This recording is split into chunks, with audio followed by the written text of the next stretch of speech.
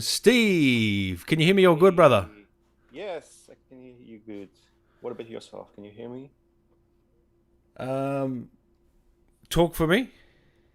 Can you hear me? Can you hear me? Oh, I didn't know you had a lovely singing voice. There you go. I do not. I do not. Um, Nice No, to finally meet you. yeah, you too, man. You too, man. No, you're coming through all good. How Oh, are you you? got a plant. You know about I- that, I've do you? I've been asked to tell you that you should get a plant, but there is one. Well, So yeah, now there's a bit of I debate don't know going what to do. on. Real versus fake plants. I'm on the fake side. Nicole and Oh, that's a Maggie, fake one. yeah, Nicole and Okay. Maggie want real ones. Where do you stand on the issue?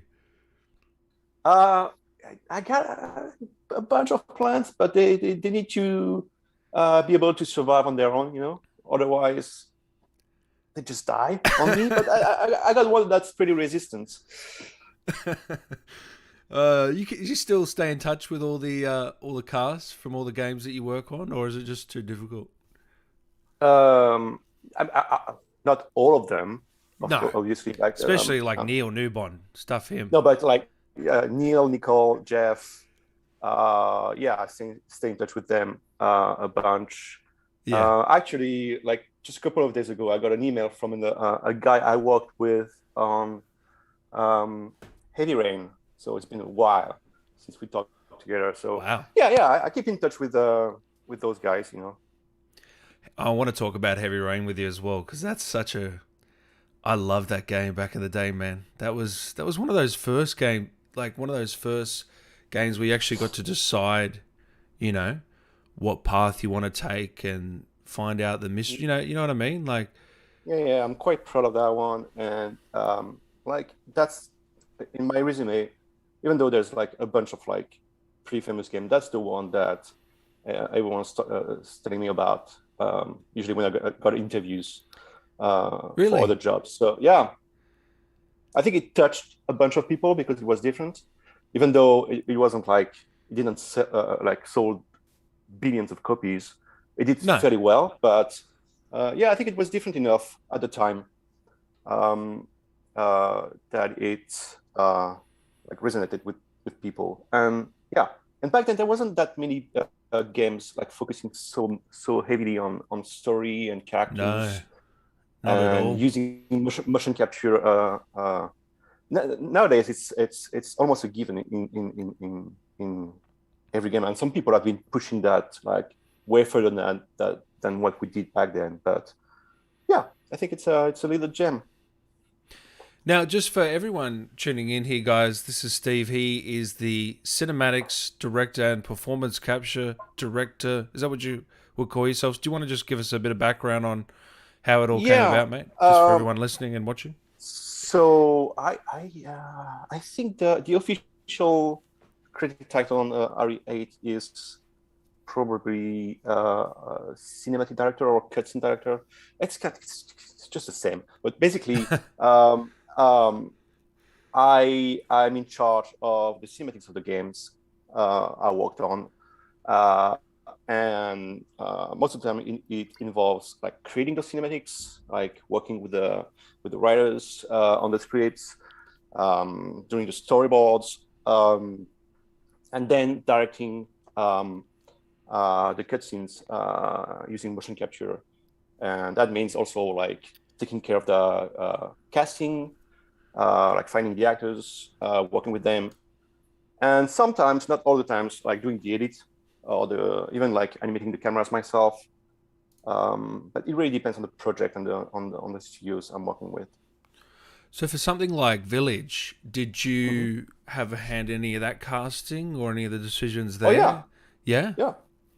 I mean, the only one I had to go with obviously was Todd and Katie, uh, uh, because like they were in the previous game. But everyone else, um, I had to find and choose them. And some of them, like Neil and Nicole and Jeff, I brought back from working on RE3 because I really had a blast working with them. I Yep. usually do that like when you find someone, because okay, so to me, 70% of my work is like finding the right people.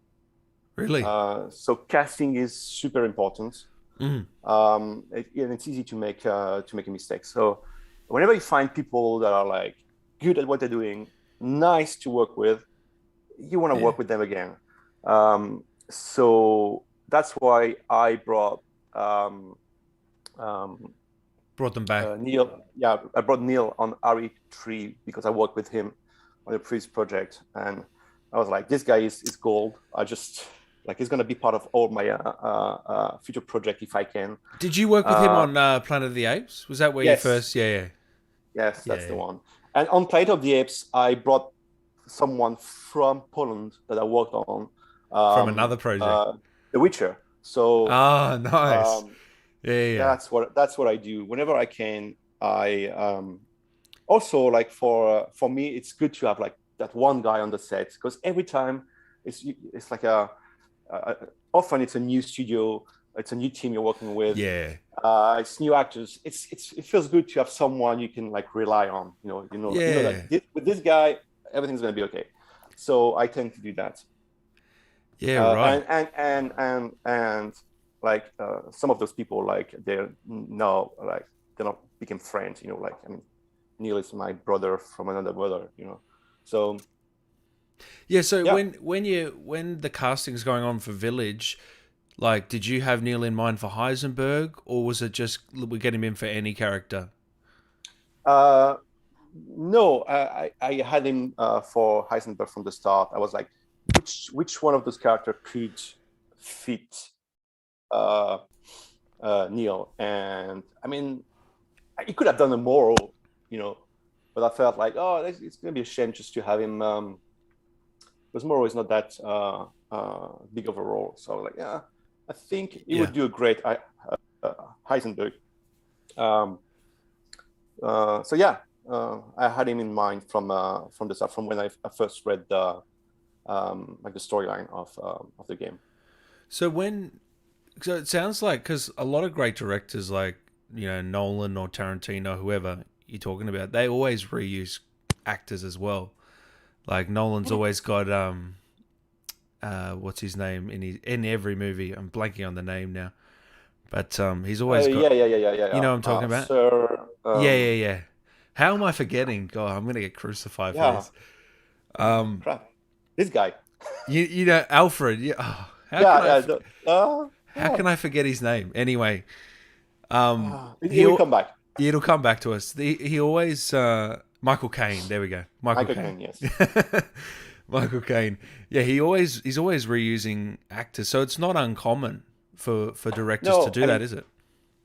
and I don't want to compare myself to those guys because they're like gods, but um, it probably comes from the same place as what I just told you. Is that um, once it's not that easy to find actors that you can resonate with, that understand your vision, where like you're on the same level. Like you don't have to explain Mm. yourself, and they get it right away, Hmm. and it saves so much time on the set when just with a look at your actor, he gets it. He gets what was wrong in the. So I probably they oh, and also I don't know, maybe they became friends, and you just want to hang out with people that you like, and Yeah. especially in movies, like it takes a long time to shoot a movie. You don't want to like surround yourself with assholes, and you just want to have like nice people around you. So I don't want to talk for them, but I guess that's probably like the same kind of reasons Yeah. they were using the same actors. So it helps just to be a nice person and not an asshole on set, doesn't it? I mean, that's super important. I always tell that like if I have to choose between like an actor who really nailed his audition but feels like an asshole, and one who didn't quite get it, but is a very nice person, I'll pick the nice person because it's so easy to break a set with just having one guy that's not like a team player or that would bring bad vibes. And it's always easier to just try to like walk your way with the actors to try to really find what was wrong with his or her audition, rather than having to fight with someone. Yeah. So yeah, it's very important, and the same goes with the director. Like I really don't understand when I hear stories about like directors being tyrants on a set. Like, how do you get stuff done using fear? And I don't get it. And even though like I'm a huge fan of like James Cameron, I wouldn't work for him just purely based on what I've heard.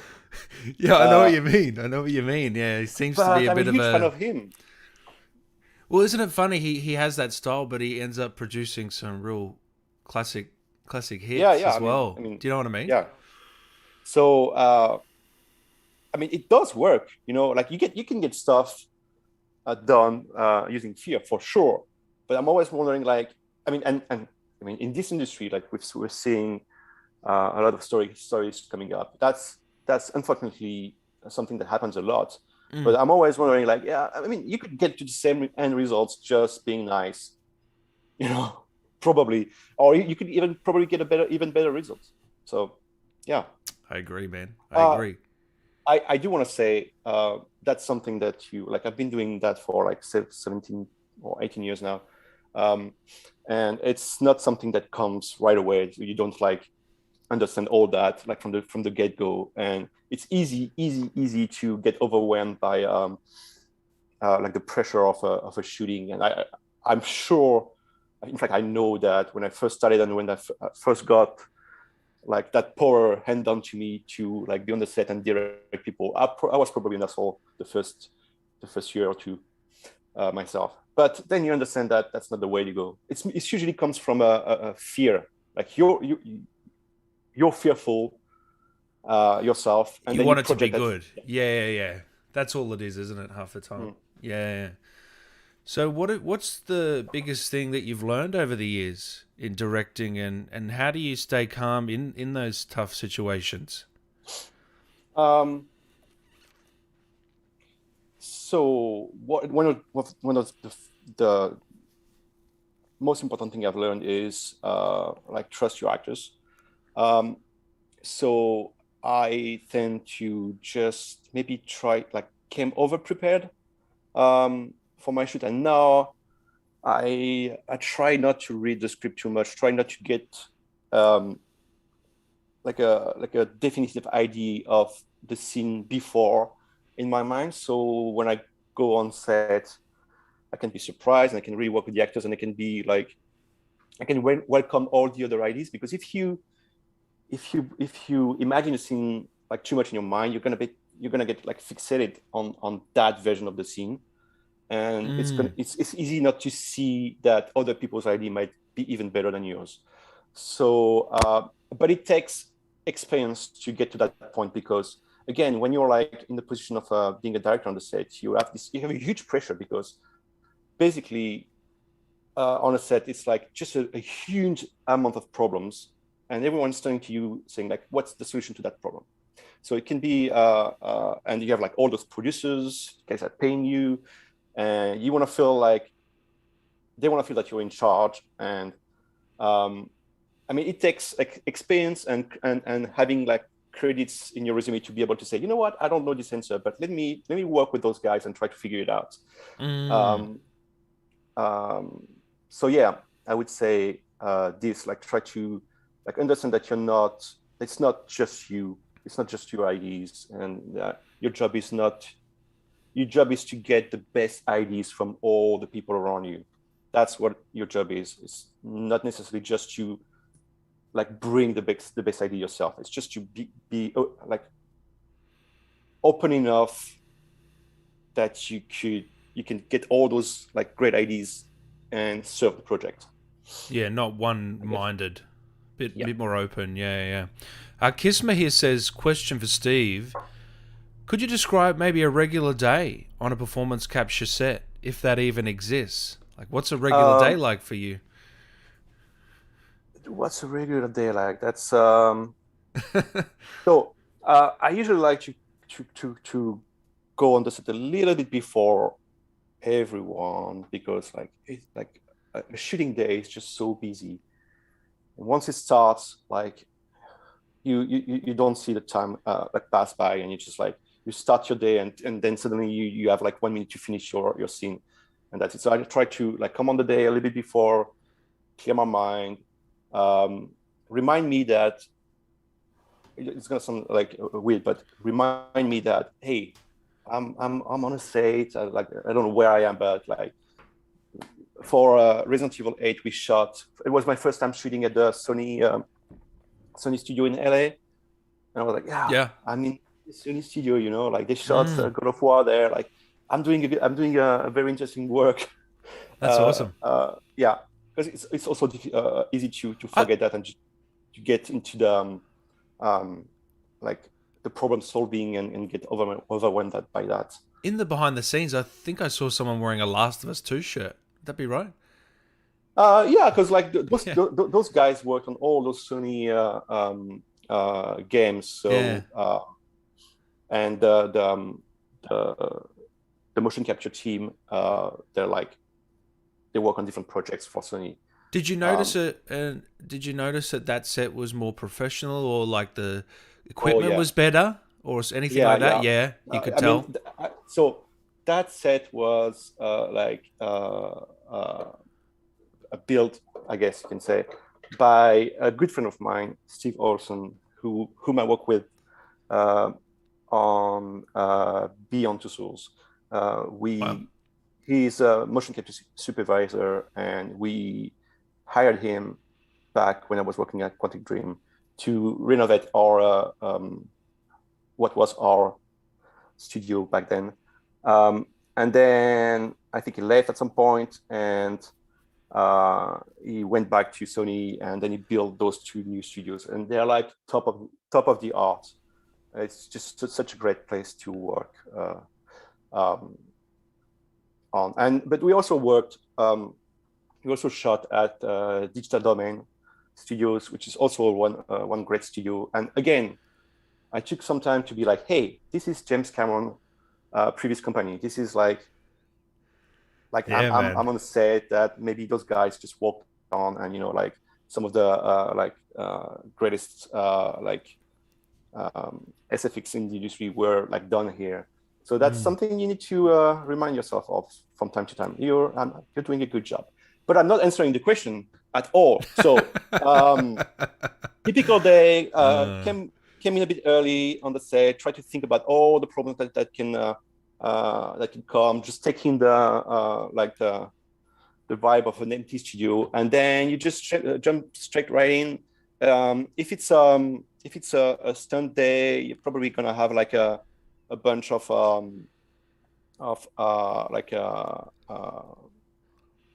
talks with the stunt coordinator, trying to choreograph the scenes, um, uh, and then more than often you don't have like proper rehearsals days, which is a shame. So more than often you have to do the rehearsal for once in like right before you shoot it. So work with the actors, trying to block the scene. One thing I don't do also one thing I learned um, all those years working in motion capture is I try not to worry too much about my camera placements on the shooting day. Um, And I why have a is rough that? idea of because you don't need to with motion capture. You don't have to. You can always change everything later on. It's not like in a movie where you're like, Yeah, okay, I right. really need to have a camera here because I don't put a camera. I don't have It's anything on everywhere. film. They're capturing Yeah. everything. Yeah. So, do you So have a shot list? I have we call that a shot list, but it's not really a shot list. It's more like a breakdown of the scene into different chunks. Okay. And at the end of the like when I go to the editing, that chunk will have like 5 or 6 different camera angles. So again, it really depends on the projects. Uh, Sorry to butt in uh, again. Do you have a Is there a handheld camera, man? no, No, not at all. Okay. Um, uh, because first of all, handheld camera, it's just one of the two that you use, one of your word in your cinematic language. So not everything should be shot handheld. So, and on motion capture shooting, it would be like just tedious to just set up a rail for traveling, or Yeah, set you're up a right. dolly. Like, so you don't do that. You Yep. don't do that. You do have to have like a rough idea of where your camera placement will be, but I've learned that really is you're just losing time on the day. Just get a good blocking, good staging of your actors, and you will always find a camera placement for your camera later on. And it saves a lot of time on the day, and it frees up the actors because they don't have to think too much about where the camera is. But again, like not every studio likes to work like that. Um, Mm. um, like if it was me, I wouldn't even do storyboards. Um, Really? uh, yeah. For games Uh, specifically, yeah. uh, I mean, if I Or were in to work general. on yeah, in general, um, I feel like if you have someone like with a strong vision at the helm, you don't really need that. But I do get that Mm. it's useful to communicate with the other team members. So, for instance, on both RE3 and RE8, we did storyboards Yeah, for most right. of the scenes. Or even one of the things that Capcom does is doing live action previews. Um, Is that what I saw in the behind the scenes where there's this man like acting as Lady D and sucking the blood? You seen that behind the scenes foot? Is that what you mean by that? yeah, yeah. Yeah, that's crazy. That stuff. I love that. So sometimes I'm here when we do that. Sometimes they do that on their own, based on the storyboards I provide. Um, and it's more a tool to communicate with the rest of the team and show the vision of the scene rather than a tool we're using uh, on the day of the shooting. But yeah, and it So really depends on again, it depends on the studios. Like in Quantic Dream, we never did any storyboards. I think maybe once or twice for action scenes, maybe because of the sheer amount of of cutscenes and dialogues that we had in those games. Like you can't storyboards for like 8 hours of content, and I think there was like 20,000 different camera shots. So you just don't storyboard for that. yeah, So wow. that's where I learned to really like improve on my like staging skills. Mm. Um, Because yeah, you always hear it's a lot like theater motion capture. it's a weird in between theater Mm. and on camera work.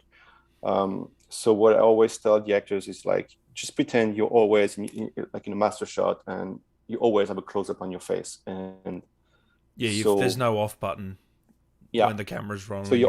you're always in the moment, you're always in the scene, you're always in character, even when it's not your turn to talk. Mm. Where if you're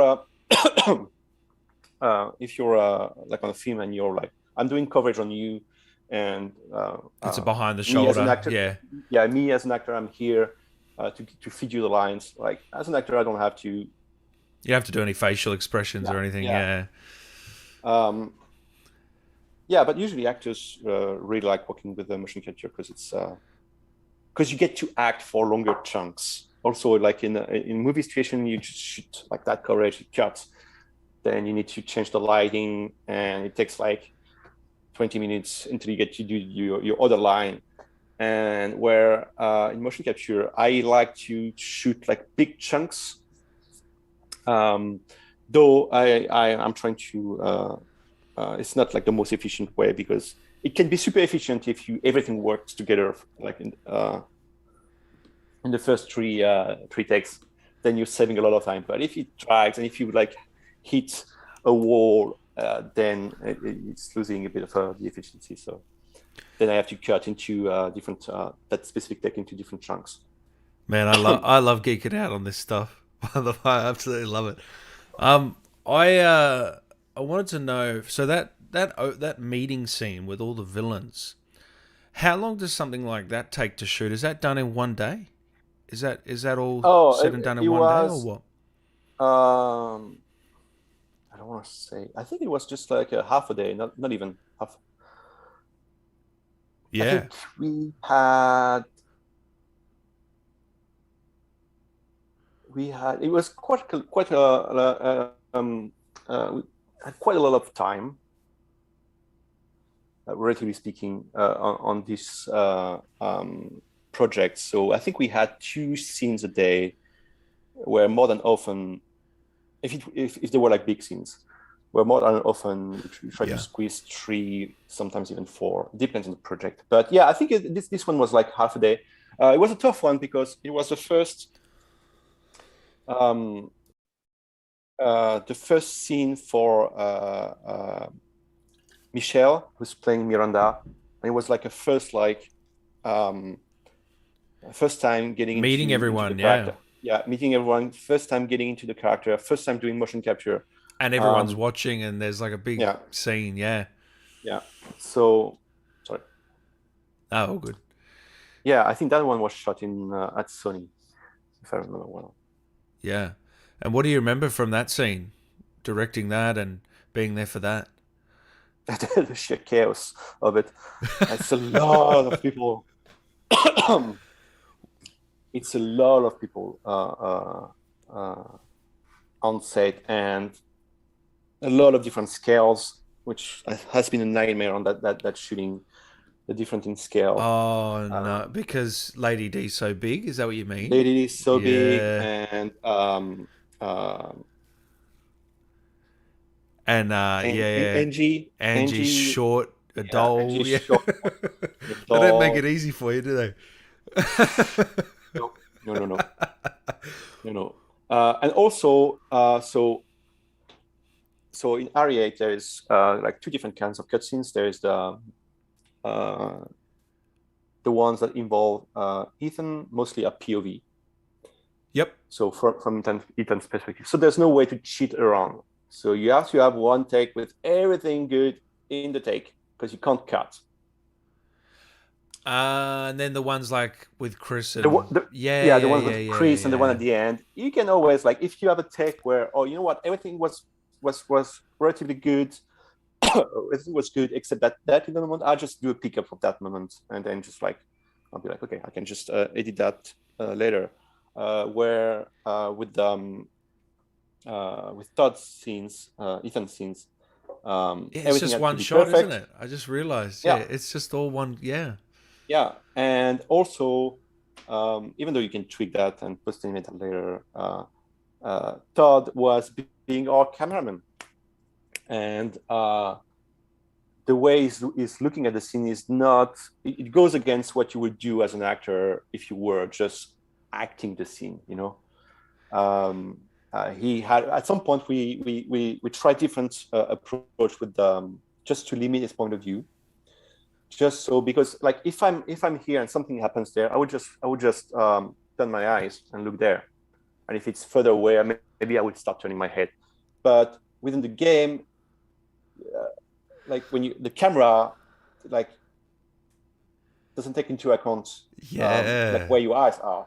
So if I want to look there, I need to turn my head. So try to we try to Yeah.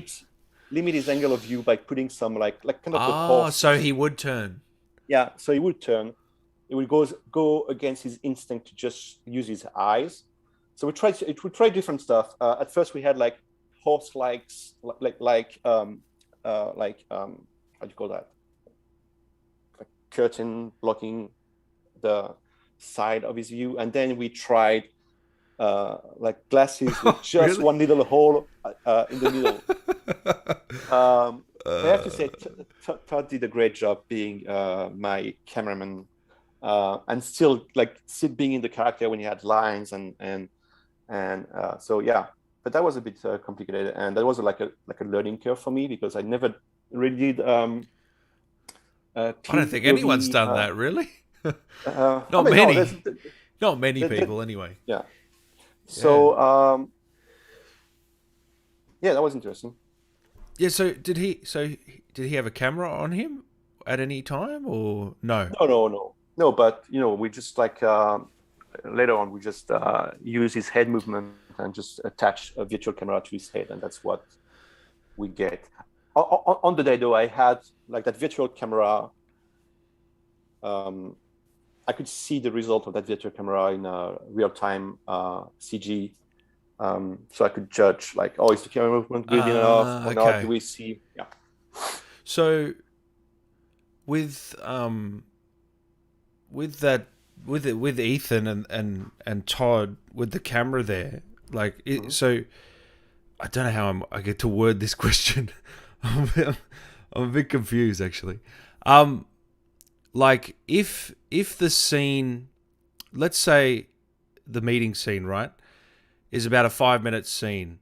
Mhm. If you're happy with one take, the first part, but then another take down the line, you're happy with the second part. Is it easy to mend those in No, post? it's not. No. It's You can do it. You can definitely do it. Though with 5 people in there, it means that everyone has to do. Uh, Plus, they're moving around, so they like it would be a nightmare. So Yeah. it's easier to try to push a little more, like take 11, take 12, just try to get it all in one take. It's possible, but it will mean a lot of work in post animation, and often the scheduling of those projects they don't allow for that. So Yep. um, yeah, what's easy to change is like if let's say like everything is great, the acting, the staging, like the movement of all the characters are great, but somehow Todd mess up the camera work with his head. This we can just easily fix later. But more than often, it was just on point. So And so going back to the handheld, like you said, there's no one with a handheld camera.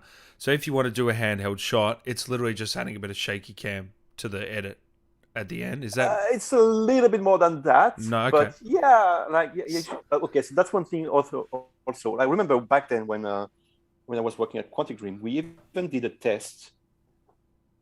We recorded it ourselves, like doing handheld movement, um, and then we tried to recreate that handheld movement with just like keyframes and a bunch of noise and sinusoids modifiers, and see if there was a big difference. And there wasn't that much difference. So, but definitely, it's not just put some camera shake. You need to think about like um, you need to think like a cameraman, and it helps that I did some camera work when I was younger. Before I got into, so I know like Like there's a feeling to it, isn't there? there's a feeling to Yeah, when you I like know what you mean. anticipation and Mm. um, It would look a bit computerized if you. yeah. Yeah, yeah. I know exactly what you mean. I So did some though on so I don't, like I said, I don't like to have camera on the day of the shooting. What I do like to do, and it's really fun to do, is once the shooting is done, you can come back on the set, just you. They play back the animation, and you have a virtual camera, and you can see on the screen what you shot, and then you can move your camera and try to do like a handheld camera. And on RE3, I did some of that. Some of those handheld shot. It was me, like maybe 1 month after the shooting or 2 months after the shooting, just going back on the motion capture set and just by myself redoing the camera work, just watching on that screen the playback of the CG. wow, that's incredible. That's cool. And it made it to the game. Oh yeah, well, Yeah, of course. that's it. It's in. That's that was the whole point of it. Oh shit. So do you? I know that you like. I think I've heard in another interview that you've done that you don't play the games that you work on. Is I that I right? usually I usually don't. I did play RE8 because I was really curious about uh, uh, the gameplay aspects of it. But um, yeah, usually you know what, you're spending a lot of time like working on those projects. Um, the last thing you want to do when it's done is just like get back like into it, you know. That being said, I do have to play the games while I'm working on it often. Again, depending on the project, depending on the studio, I don't always get to do that. But for instance, like on Heavy Rain and like all the games at Quantic Dream, I played those games. Like I tested those games sorry. No, you're allowed to swear. It's all right. every fucking inch of that game. every fucking branches and like how they stitch together, you know, like you're almost a QA tester a little bit. Yeah. You have to QA your own thing, and that's one of the things I brought. I think when I was working at CD Projekt on the Witcher's expansion. That wasn't something that they were doing, like having the team testing their scenes a lot. I don't know if when I left, they kept doing that because, I mean, Cyberpunk. I want to talk to you about Cyberpunk actually as well. Have you seen that game? Have you played it? No, so I actually bought 2 copies of that game because so I'm in Japan. So like for everyone that doesn't know, you're in Tokyo, aren't you? Yeah. So I was super excited when it came out, and I was like, okay, I think I pre-ordered it on my Japanese PlayStation account. Yep. And I downloaded it, and I'm like starting the game, and I go to the customization thing, and I was like, yay! So I get to choose like if I'm a man or woman, and there's like this whole like you get to choose the size of your dongle or not. And I was like, it's not there. Why is it not there? Like this, I just like my character just had underwear, and I was like, fuck, this is another case of censorship in Japan, and it kind of ruined my really? It ruined my Last of Us 2 playthrough, because like 2/3 into Last of Us, I realized it was censored. Like lots of the guts. Really? There's some specific stuff you can't show in Japan, like a beheading, total beheading. Oh, that was the same with Village. They had to remove the Ethan's fingers. Yeah. So and they like in the Last of Us, they even removed that like sex scene between Abby and I forgot the name of the guy. What, in Japan? That's not in there. Yeah, which I think it was a great scene. I loved it. I loved to like. So shit. So then like I'm not playing Cyberpunk like that. I want the full like mature experience. So I bought it back on my English account, and I played like, I don't know, maybe 20, 25 hours. I enjoyed what I saw, but it was a mess. It was a mess. There's no 2 ways around that. Yeah. So I asked for refunds, and I was like, I'll play it when there is the PS5 version. Which still isn't out. Which still isn't out. Well, isn't. And they haven't fixed it still. Yeah. And I still have a lot of friends who work on it, and people I hired for the Witcher's expansions are working on it. So yeah, I even worked on the Cyberpunk a little bit before I left. Yeah. And so did you see it at any time, like the gameplay or anything? Did you ever get it?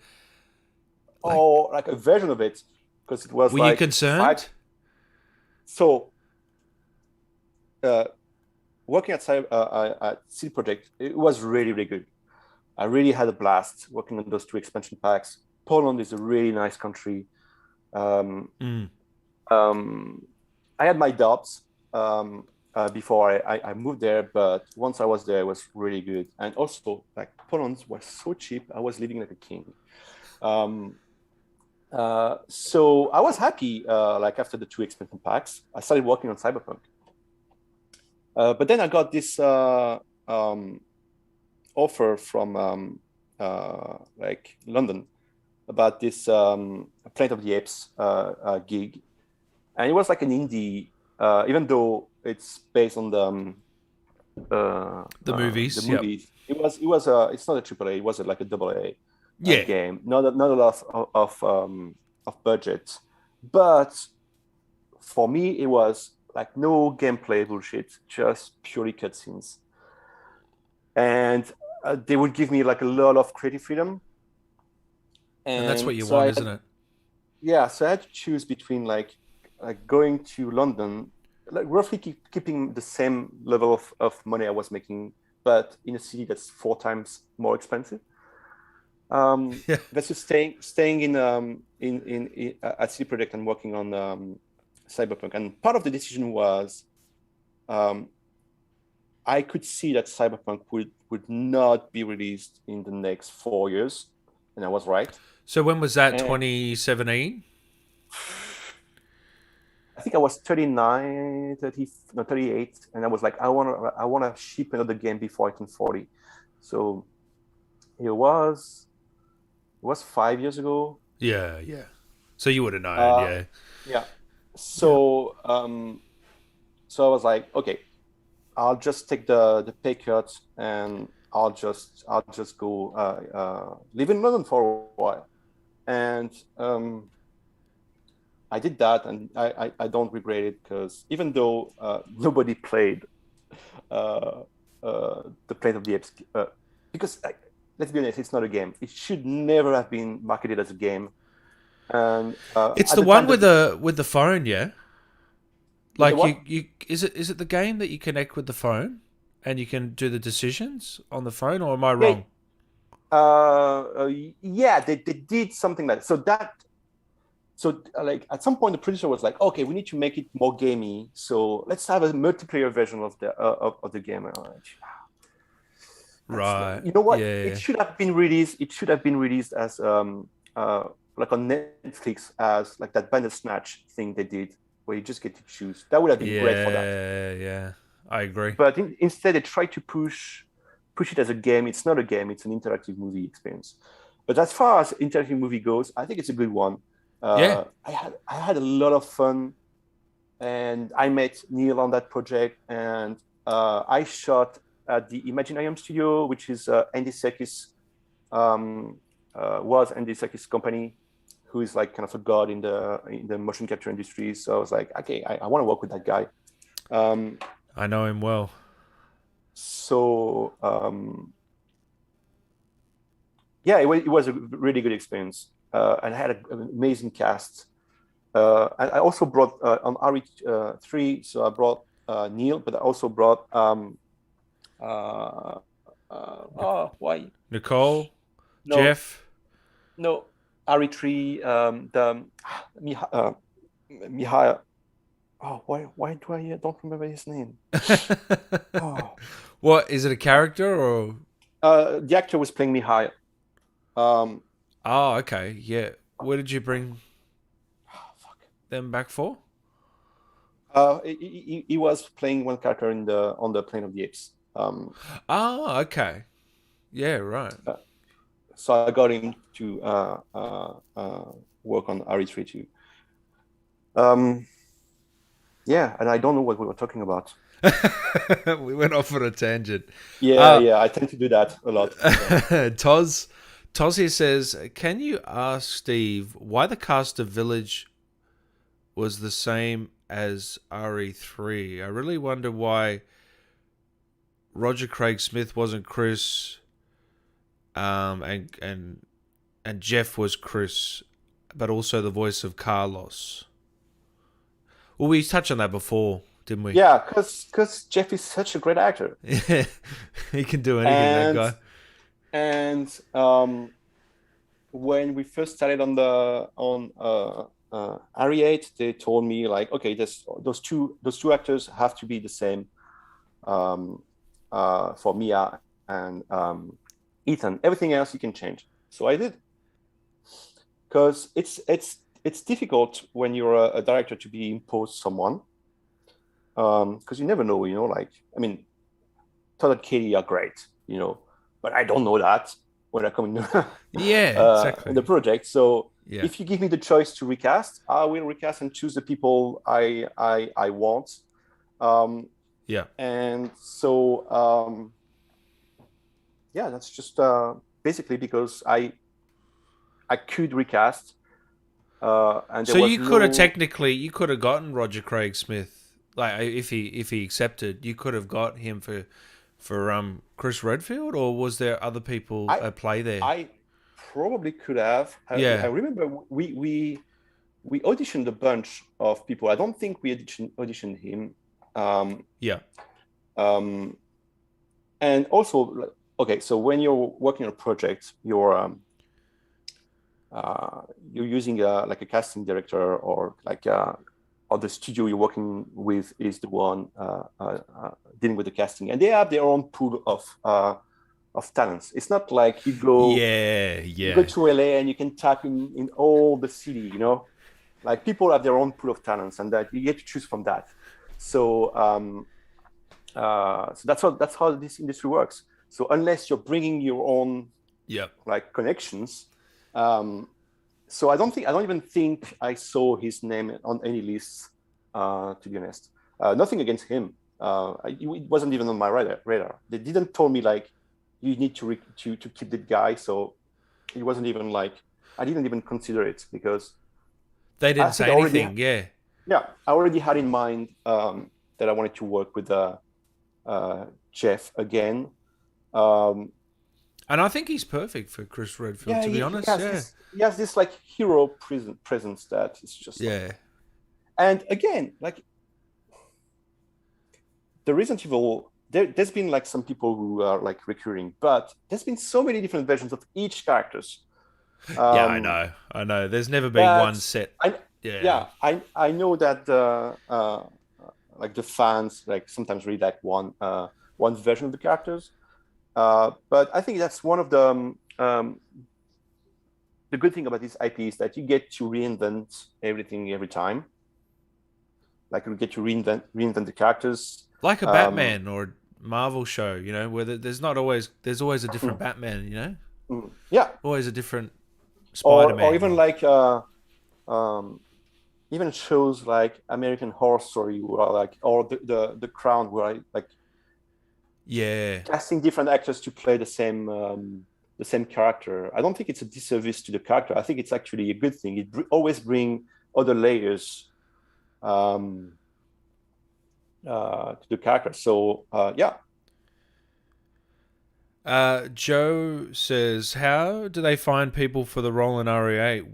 Where do they put up the casting call? Because Maggie mentioned that she was unrepresented when getting that call. Maggie Robertson, who plays Lady D, of course, yeah. Just for everyone, I know just for everyone in the chat.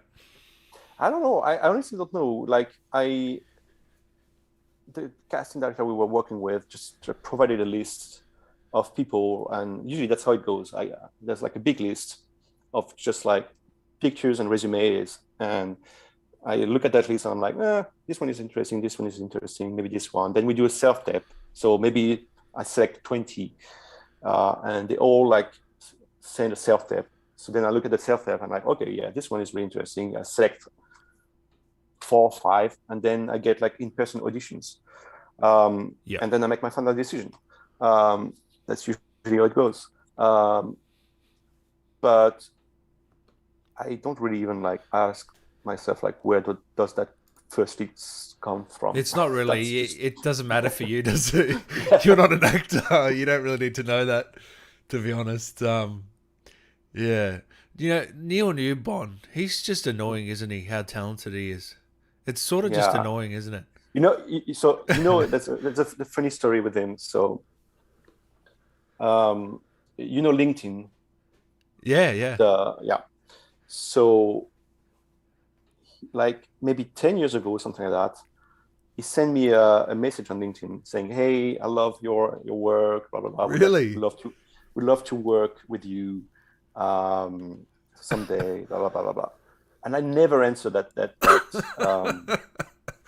fantastic. I think I probably saw it, and it's like it's not that I was being an asshole. It's just I don't know what to say to that kind of stuff, because like to actors like sending that kind of stuff, because unless I'm currently auditioning like a project and it happens that he fits perfectly the bill, then I don't know, I don't know what to say.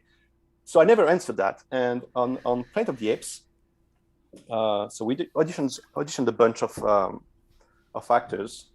And as I told you, I brought one of the actors I worked with on The Witcher, Mihai, who played Juno, the crippled ape in Planet of the Apes.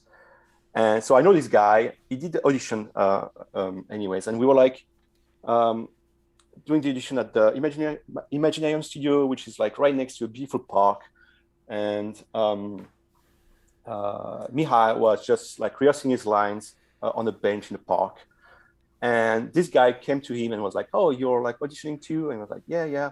You want me to help you? Like, you want me to read the lines with you, so you just prepare, be more prepared." So he worked with this guy, preparing his audition, nailed his audition, and later on he told me, "Yeah, you know what? This guy, he came here, was so nice. He helped me prepare my audition, and it happened to be Neil. He didn't knew that I knew this guy or whatever. Right. Yeah. And he was just being nice. That's when you nice know, to, nice to a fellow actor who, for all he knew, could just have been reading for the same role, He didn't get anything out of it. Yeah. He wasn't trying to gain anything. Yeah, he was just being so, nice. Yeah. And then he nailed his audition, and then I was like, I kind of like, his face kind of reminds me of something. And I don't know how, but I dig out that message he sent me on LinkedIn like 5 years before. So that's what I say to actors. Like, even if you send me, because some people do send me, some actors do send me messages on Instagram or LinkedIn, and more than often I don't answer. Unless I have sometimes they ask for advice, and if I feel like I have some insight, then I try to write a little answer. But if I don't answer you, it doesn't mean we will never get to work together. It happens. Yeah. That's good. That's a great story. The Hunter, Andy Serkis is the GOAT in CGI stuff. He played Kong in Peter Jackson's King Kong Golem. Yeah. He was also Caesar, Snoke in Star Wars. Yeah, I mean, he's... In terms of Hollywood action film, films, he's known as the GOAT in that area, isn't he? And he's quite involved, I think, behind the scenes and that sort of stuff as well. I don't know, but yeah.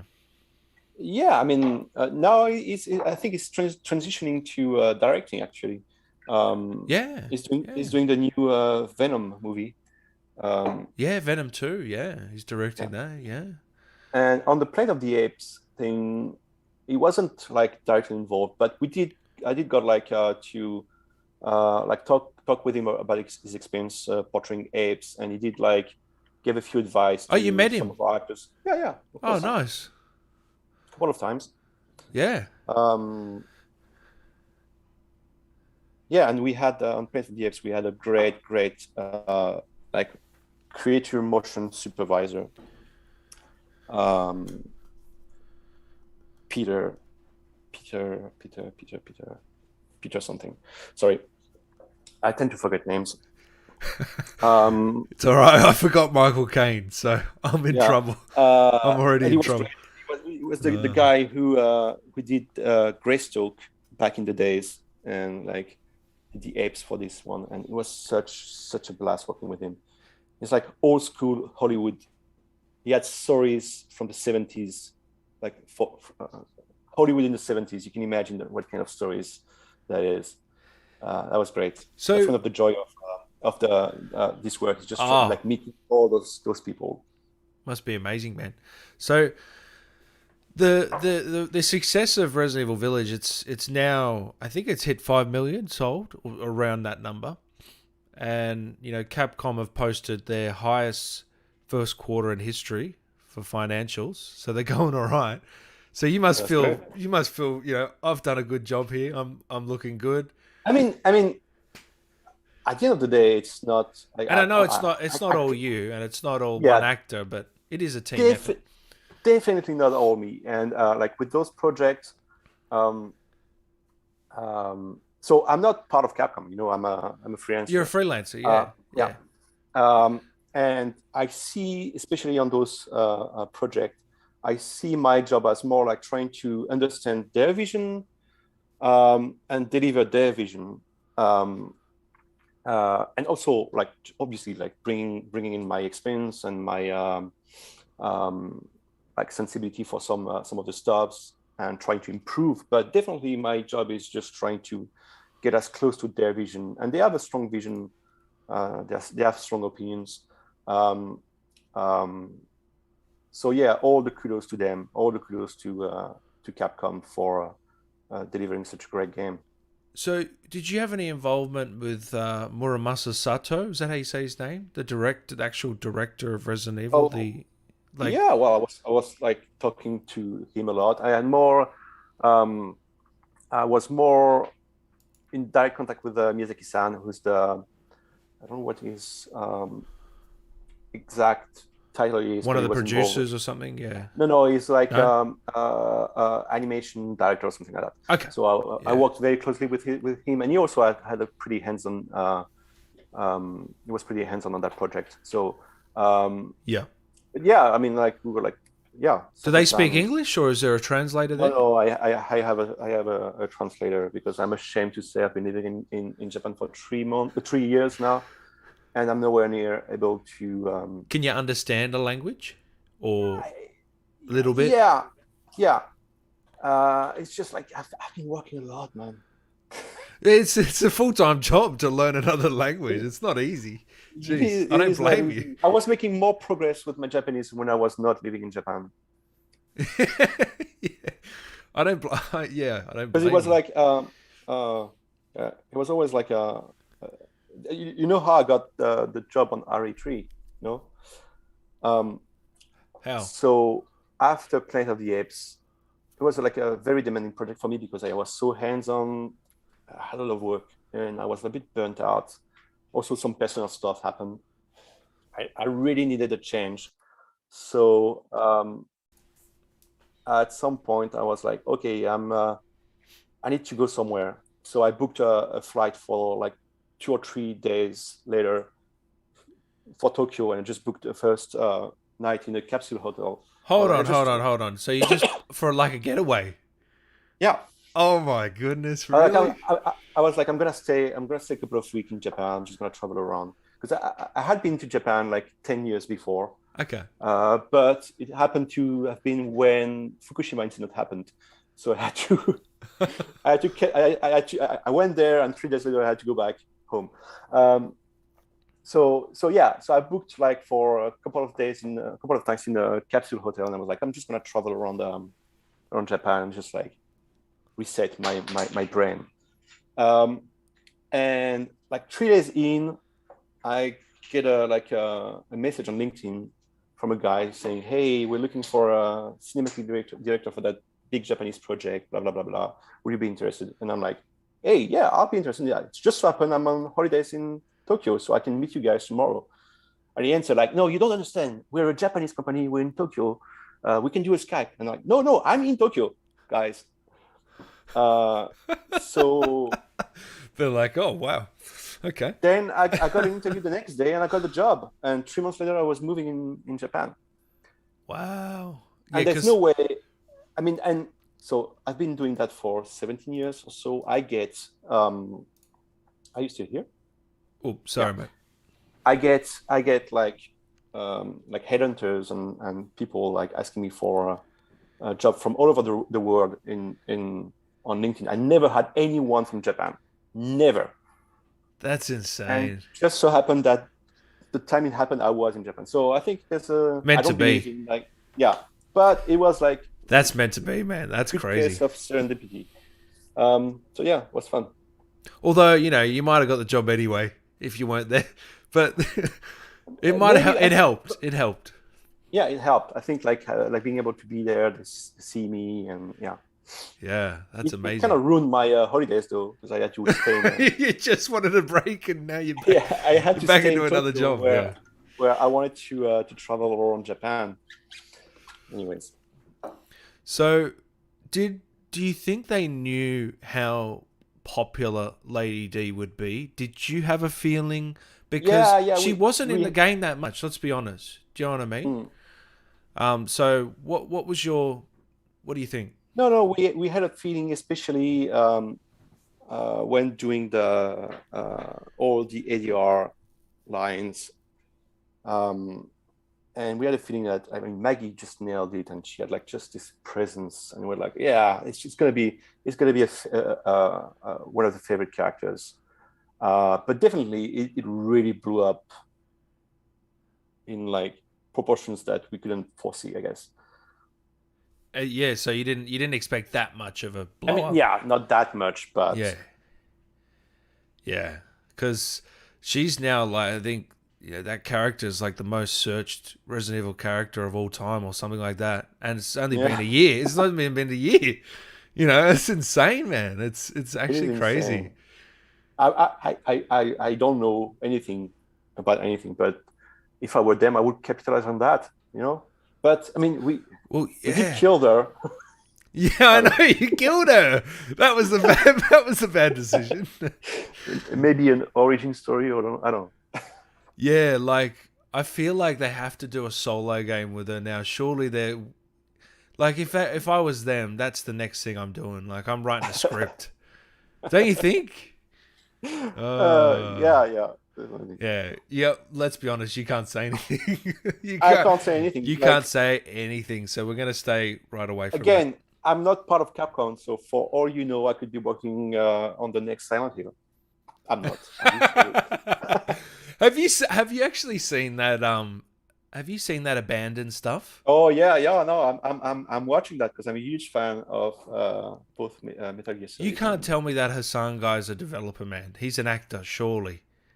I have no idea. I want to believe that there's something. So He looks like a model, man. Come we, we, on. we, we we talked about it a bit. Like there's like within the industry, people talk. You know, I know some stuff that will like people would get crazy if they knew what I know, but I didn't heard anything about those uh, uh, rumors. About that, yeah. Yeah, so I don't know. It's maybe just because I'm not connected in the that network. You know, I don't know a lot of people from these companies, but yeah. So I'm just waiting. Like it's like 4 days till we're supposed to be able to see the first trailer in that app, in I that know. app. So Come on, man. It's I'm gotta really be. curious about it. It's I'm gotta be really curious. Kojima, surely. I'm really curious. So if so for let's like RE9, right? They obviously would have to start looking at that sooner rather than later. Now, for someone like you, would they just call you up and you have the job, or is there a different process to that, like how you would get that job? You see what I'm I asking? don't. I surely. So first of all, Capcom has different divisions Yeah. within the company, and it's not the same guys who worked on RE3 and RE8. Um, Because you didn't do so I would seven. Sorry to guess cut in, but you didn't do seven, no, did you? Yeah. no, I didn't do seven. Yeah. Nor did I did the RE2 remake. So No. I think so. So what happened is I did RE3. I think it went very well. Everyone was happy with like our collaboration, and that's why they. I think at some point near the end of RE3, I was like at Capcom for some meeting about RE3 post production, and I think one of the producers asked me like, "Hey, would you be like, I think you could be a good fit for on that project. Would you be interested?" I was like, "Yeah, of course, I'll be interested." Um, um, so I don't even know if they consider anyone else. To be honest, um, they probably did. I don't know, or maybe they were Yeah. like, "Oh, you know, this guy is here and he's been good. with this the current project. Let's just give him another one. And for me, it was like, okay, it's one thing doing a remake, and it's other thing doing a new entry in the franchise. So I was like, yeah, that's fucking interesting. That's exciting. Yeah. It's exciting. Um, Yeah. so I don't know. It was like definitely a different way in than for RE3, where they actually, I think they contracted another company, and that company was looking for cinematic director. So it all depends on who's producing that new. I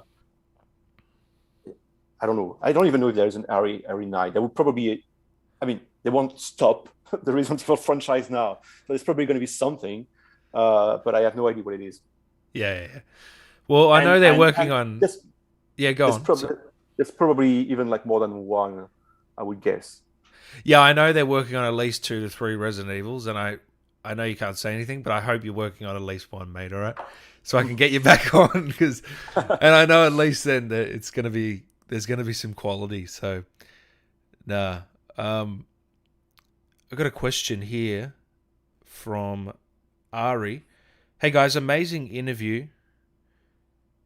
Thank you. I'll finish watching later. Have a good night or morning. Happy Friday. That was not the question. I will try and find this question somewhere. Here we go.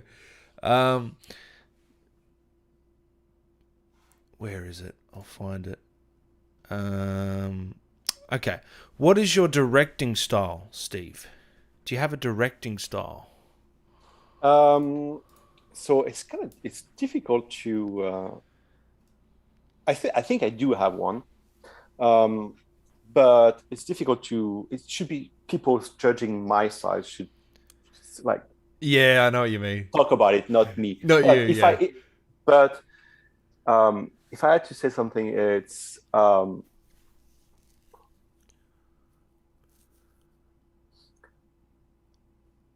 it all starts with the performance of the actors. Like something I tend to do, and that's why I don't like to work with storyboards, because there's some stuff you can't plan.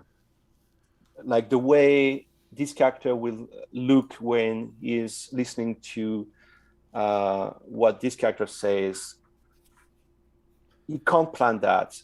So, and I like to find those little moments. So if I can do the editing, which is not the case in every project, I will try to find those little moments. Like there's one that comes to mind from RE3 when she's on the subway, and I don't remember the line, but basically Mihai is asking him to help them, and she takes that breath to think about her answer, and then she says, "I'm in." And there's like a close-up of her, of what Nicole gave me on that day. That was never planned during the preparation phase. But so I like to find those little moments. And then with my camera work, I like to ground my camera work into like the physical world. So usually everything my camera does, it could be done in the real world. I like to think that as if I was on like a proper set, that I don't have an infinite number of cameras. I don't have an infinite number of lenses. Yeah. So Okay. I usually try to restrict myself to like a couple of lenses, and stick to that instead of just like having, because in CG you have so much freedom that you can do anything. You can put your camera everywhere. That sometimes it can be overwhelming. So over the course of my career, I try to like limit myself, give me constraints. So you're gonna work with that set of lenses because that's all you could afford if you were on a shooting day. And lenses aren't cheap, guys. People watching, and far out, they're expensive. Good ones. And I really love editing. So again, if I can do the edit, so I would often. So there's a tendency because you can do whatever you can with the camera, to have like cameras angled from all over the place, where I would shoot a scene as you would in a movie. I would just have my master shot and my coverage, and I would cut from from those camera angles instead of like always like for every new close up, like get a new camera. So yeah, but I would say that I'm definitely more like, I haven't like dived into fantasy or science fiction that much. So I'm like, most apart from The Witcher, most of the project I worked on were like Grounded grounded in reality, yeah, reality. sort of, yeah. And even the Resident Evil especially with the Resident Evil remake of the third one, and what they did on the two is like they tried to ground it a little bit more into reality, and that's something that I try to Like, push. yeah, what would happen if these tyrants came to our world now, sort of thing, yeah. Yeah, so that's one of the things I try to do on RE3, and although she's got some strength picking up that weapon in the last scene. I don't know how she does that, man. I mean, you're gonna have to talk me through that. At the end of the day, we're not doing Shakespeare, you know, we're doing like good old Resident Evil. It's like action movie. I know. It has to be like. I love that scene, man. I was Evil hyped. Has to be a little campy. Yeah, you know, I know. It has to. It's the essence of it, isn't it? So yeah, so definitely like even though I appreciate like crazy camera movements when I see some, yeah, I don't do that on purpose unless the project will call for it. Like when you say crazy movements, I think of. Have you played God of War 2018 game? Yeah. How they do that is everything's one shot. Did you notice like how the game's all like, to me that's really impressive. Even if I didn't notice, I would have, because they talked about it a lot. Yeah, I know, didn't they? they wanted everyone to know. Yeah, that. Which I mean, to me, I mean, I fucking love that game. I can't wait for the next one. I was not as excited with the idea of the technical challenge it was to do a one shot, because it's CG. You know, I get excited when I see the Revenant, because I'm like, oh fuck, like organizing all those like extras in the shot, and I love that movie, man. Like, that's a phenomenal. It must have been 2 weeks just to get that section, 2 weeks of rehearsal. Where in CG, I'm not saying it's not complicated, and they did a great job. Easier. And really, I loved it. But it's easier. It is. So you can't deny it. Yeah. So I didn't got like all the fuss about like the technical achievement that it was. Narratively speaking, I think it was a great choice though. And again, really love that game. And yeah, man, I can't wait for the next one. I wish I could work with those guys someday. So what's a project that you would love to work on in terms of gaming? Like, would it be a Last of Us 3? Would it be... Yeah. What would it be, man? Yeah? A project where they care about the characters and the story that's being told. That's what I love. I love crafting, helping craft characters with the actors. Well, I've noticed that your whole resume, every single one's got a good story behind it. Mm-hmm. Yeah. So that's what I love, and especially I love what Naughty Dog is doing, because they're not afraid of. They don't have like I don't think they have a formula where, like, I've worked with some companies, and they're like, okay, a cutscene can't be like longer than this specific length, and I don't know, we can't have like this or that. Where like when you see The Last of Us, they always pick the best method to deliver that specific moment of the story. So if they need a 5 minutes long cutscene, they'll do a 5 minute long cutscene.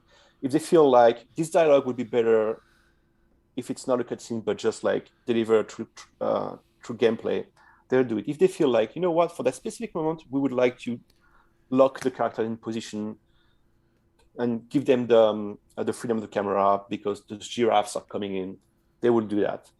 So I feel like they're not locked into one thing. They're just always trying to find the best way to deliver that beat of the story, and I really appreciate that.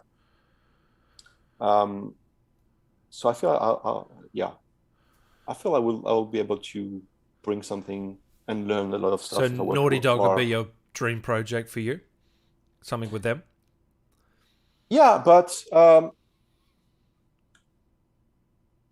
yeah, I would definitely be happy working with To for those me, guys. But I think they're the best in the world, personally. oh yeah, from a like storytelling point of view, I mean, I love the courage they had in The Last of Us 2. I love the way they. I love the story. I mean, I'm not one of those guys where like I don't. I think it was the right thing to do, even though it's heartbreaking to kill. Sorry, spoiler. Joel. Dude, I haven't played it. No. uh, I really love that they had the guts to do it. Probably against a lot of. I can feel that there was a lot of pushback even within the team, or maybe like the um, uh, producers. But yeah, they did it, and it's great. It's great. I loved it. Well, he's your poster boy, isn't he? And they just, it's a lot of courage. For But sure. like so, thanks to PlayStation Plus, I finally got to play A Plague Tale: Innocence. I don't know if you've played that one. It's like Yeah, fantastic. Really enjoyed it's it. an amazing game. I think it's my favorite game this year. Um, and it's a fellow Frenchman who did that. Um, and They're I doing a sequel, was man. You got to get yeah. involved. No, I mean like they don't need me. Um, they did such an amazing job. The performance of those like main characters, the kid and the girl, amazing. Especially kid. I've worked with kids. It's always fun, but it's tough. It's tough to get a kid that can act. Sorry, my cat is getting crazy. So if you're That's hearing that's all right. yelling, That's all right. My dog's getting crazy too. It's all right. I'll give you a um, couple more, but yeah. um, so yeah. So I mean, to me, it like it all depends on the project and the circumstances around the project. Mm. I mean, I moved a lot, in my career, different countries, different companies. So I'm always open to learn new stuff, meet new people. But yeah, I think like um, definitely Naughty Dog is at top of the game, and they tell great stories. So that's something I think I would be a good fit, and that's something that I think I would love to do. Yeah. Yeah. So I got people Rather asking. than let's say a Call of Duty, like even though I Oh think yeah. it's probably fun to work on those because they probably have a lot of money to make those. Hey, pickle, shut up. I Uh, Yeah, I would think Call of Duty would have the biggest budget of them yeah, all. so Yeah. it's probably super fun to have like all that um, um, Or budget Rockstar. to Yeah. really nail those cutscenes. But I think I'd be happier working on something with like a really deep story and a really deep character and the time to really craft those characters. Not saying that they don't have that in Call of Duty, but at the end of the day, it's a shooting game. Yeah, I know what you mean. So was there any couple more questions before I let you go? Was there any Oh, uh scenes that didn't make it into the game from Village that you remember? that we shot. Yeah.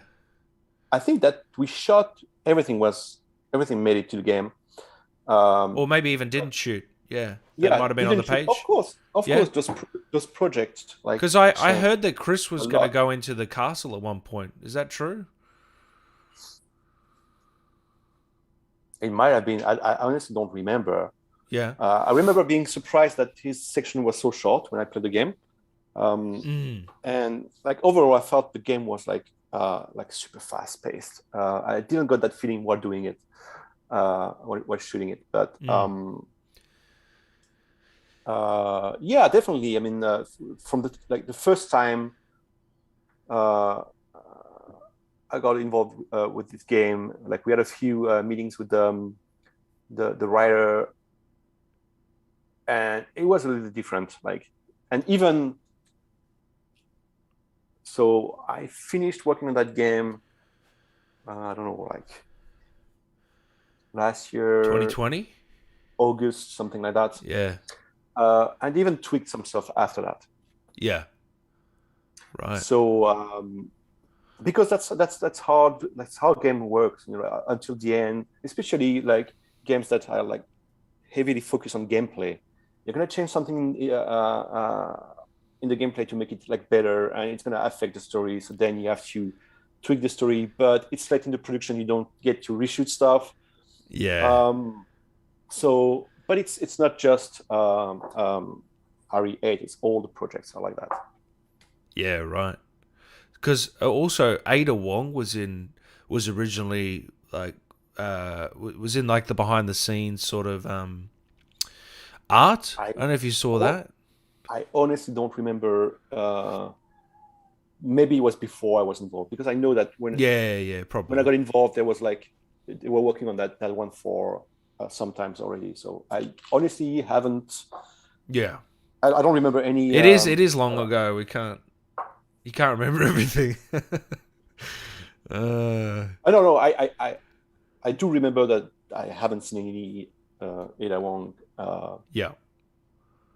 stuff. Yeah. Cool. Man, people love this interview. So look, I really appreciate you taking the time, mate. Yeah, no It's worries. been real fun. I know Yeah, we've it's gone a little nice bit talking over to here. you. I said an hour, but it's just That's too okay. too much fun. I don't have anything to do. So It's too much fun. I do want to get you back at some point as well. sure. Hopefully, you're working on that DLC, and we can get you back for that or future Is projects. did they? Oh yeah, they announced the DLC, right? They said They they were announced working on it, yeah. something. They announced it, yeah. Oh. But I mean, yeah, that's it. So it's all speculation at this point. But I can't say anything. I cannot exactly, deny nor confirm anything. exactly, mate. We got to keep you with the job. Um, so are they like? Are you working on?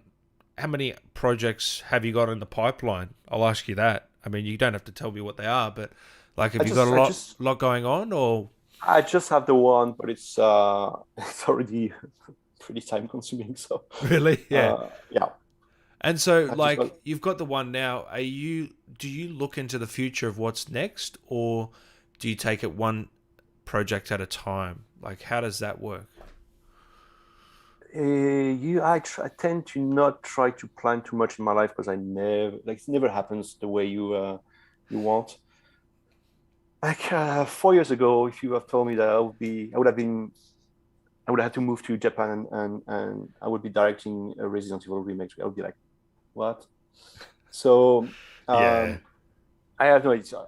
And those projects, like every project I've been working on, they take a lot of my brain juice.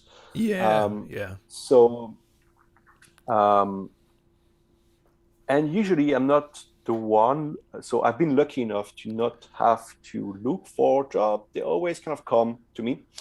Um, so I've been lucky, and I often ask myself like, oh, wow, at some point that luck is gonna just dry out, Maybe I That's what should I be. mean. Like, cause you always Maybe I should be a bit more proactive, and try to look for. because you're a But freelancer, so far, like but there's so always that far, doubt. I mean, I've been freelancing only on the last two projects. Before that, I was always within the game studio, like a proper member of the game studio. Ah, okay, Uh, okay. so, so yeah, I'm relying on my luck to bring me new Well, projects I when think one. you've got enough behind your belt now. You should be all right. I think your Yeah, resume's but yeah, gonna so hold that's one itself. thing. So that's one thing is so like we said, Heavy Rain, and even before that, Fahrenheit or Indigo Prophecy. I don't know in Australia what there's two names for this game. Those games, like we use a lot of motion capture, and we were like kind of the first in the industry to use motion capture that intensively. Um, so it gave me a head start. Um, and so when I had 5 years of experience, like doing narrative-driven games Some using people only performance had one or capture, two. yeah. Yeah. So when I had 10 years, some people only had 5. Now I have 17 years. People have 12 years of. So between 17 years and 12 years, like it's like.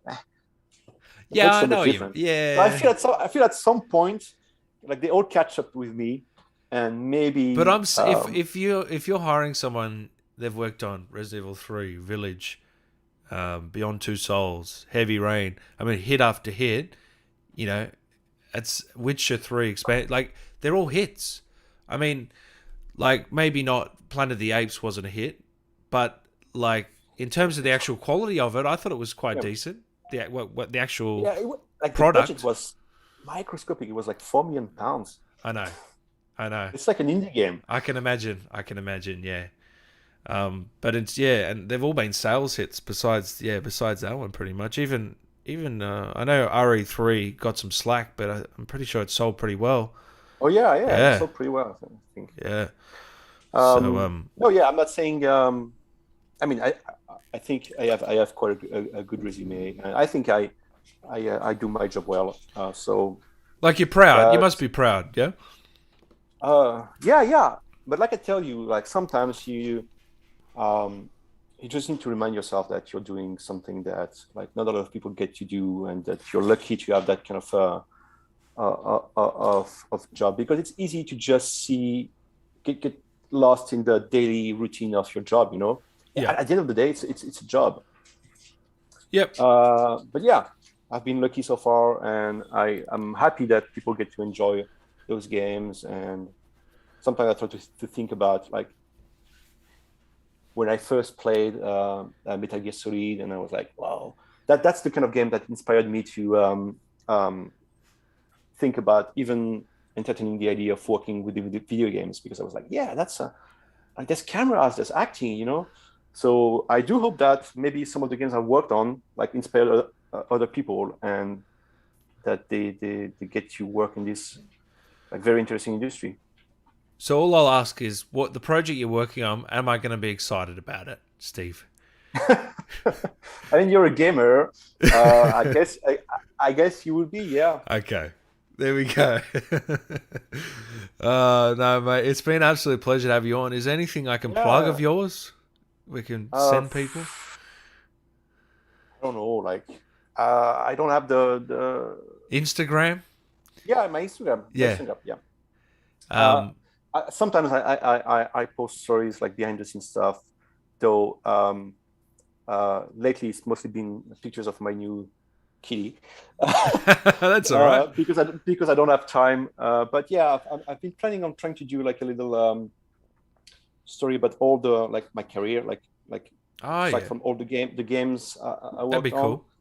Um, Even for me, because like there's this thing where you're like never satisfied with what you're doing. You know, Yeah, I you know. always feel like, I oh, feel I haven't done enough. I have the But then same. but then I try to look at what I've done, and I'm like, yeah, actually, you know what? There's been some nice stuff. So maybe I should work on that and try to remind myself, like show to I'm myself, the yeah, same, man. I'm the same. yeah. Yeah, it's just being creative, eh? That's what happens. Mhm. No. All right. So what's that Instagram handle? Um, Uh, Negative, Negative. There you NEGA, go. yeah, like negative, but it's Yeah, it's in the like description. yeah, If anyone wants to go over there, please do and follow Steve and tell him how much you enjoyed having him on today. Steve, it's been an yeah. absolute pleasure, mate. Thank you for coming on. That's the thing is I discovered working on those two games. It's like the Resident Evil fan base is amazing, Isn't it? Yeah. really. Yeah, Great fans. yeah. Great fans. Very passionate too. But no, that's awesome. I'll let you go, Steve, to Yeah, thank you tend to so much those for having me, kitties. Dan. But I hope Yeah, you enjoyed yourself. yeah, I did actually. I'll be happy to do that again at some point. Awesome. Thank you, man. Well, And good luck on your yeah, project. thank you so much. Take care, mate. Have a good rest of the day, You too. and bye everyone. Thanks for listening.